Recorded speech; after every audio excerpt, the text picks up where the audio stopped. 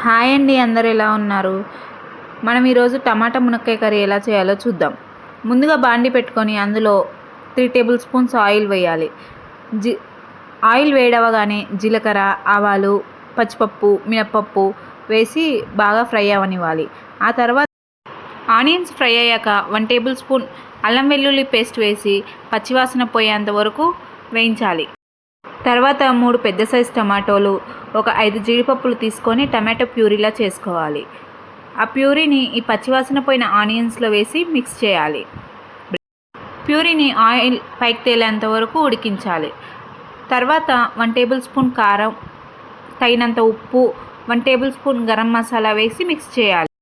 తర్వాత కొంచెం fresh cream, కొత్తిమీర యాడ్ చేసుకొని 15 to 20 మినిట్స్ ఉడికించాలి. టేస్టీ మునక్కాయ టమాటా curry ready. Please like, share, subscribe to my channel. Bye.